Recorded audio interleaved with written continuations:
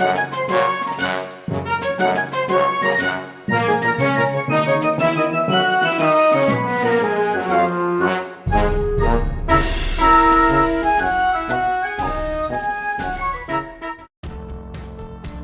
and welcome. This is Dan Perkins to WeThePeopleMedia.net. Today I want to talk about a special provision of the Constitution that deals with the responsibility of elected officials to avoid situations where they're taking money from other individuals or other governments. You've probably seen, unless you lived in a hole, you've probably seen all the stuff on television and radio and newspapers about Hillary Clinton and what's going on with her husband and hundreds of millions of dollars coming into their foundation. By the way, it reports a 15% distribution rate when most organizations think anything under 85% distribution is embarrassing. 15%, $60 million in travel expenses. But that's for the government to sort out. I want to talk about two very specific situations that Mrs. Clinton has done that I believe disqualifies her as a candidate for the presidency of the United States. First, she was approached to discuss possibility as a member of a committee, a cabinet committee, the purchase of a uranium company out of Canada of U.S. resources. Now, there's been some reporting of that about how much money the president of this company gave to the Clintons, $2.3 million to start with and another $100 million beyond that. And so maybe we can't find a smoking gun. But first of all, she said she was totally unaware that there were any discussions taking place. And yet, there are now photographs of her standing at her Chappaqua house with the president of the company, along with the former president of the United States, when she had admitted he had never been there, and we have a photograph. So she's being dishonest. That's not a reason to disqualify her for president.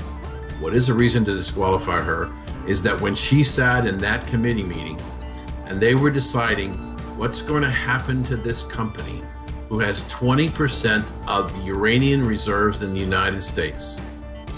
Are we going to sell this company to a Canadian company that is 51% owned by Russia? Now, her backers have come out and said, well, she didn't endorse it. No, we don't know yet, but she may not have endorsed it. But what she did do is she kept her mouth shut. See, somebody in that meeting, somebody from Treasury, somebody from State, the president, somebody should have said, no, I don't think it's a good idea to sell 20% of your uranium reserves to a company controlled by the Russian government.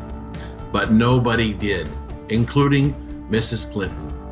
Everybody who was at that meeting had the right to veto this transaction, and nobody stepped up to say no. How is it that we would be willing to sell 20% of our strategic reserves of uranium? And you know, think about this as being really bizarre. If we ship the uranium to Canada, and it goes from Canada to Russia and winds up back in Iran in making nuclear bombs for the Iranian government. Somebody should have said no, but nobody did. Now we can opine that Mrs. Clinton didn't say no because her husband got a $750,000 speaking engagement and a commitment of $132 million to his foundation. Question then becomes, what happens to us as a nation? Did we sell a very important strategic reserve for political favor so that the Clinton Foundation would get more money? And I think that it's a mistake. I think the idea that we would sit there and allow it to happen, somebody screwed up on the watch. So here we have two issues. She said she never met the man, yet there's a photograph of her in the driveway of the Chappaqua house with her and President Clinton shaking hands as he's leaving. And two, she never said no. You'd hope that a person who was running for president of the United States, when the 20% of the uranium reserves of the United States were at stake, would have said no. she didn't. Because she didn't know, more than any other reason, she put us in jeopardy. She doesn't deserve to be President of the United States. Dan Perkins for WeThePeopleMedia.net.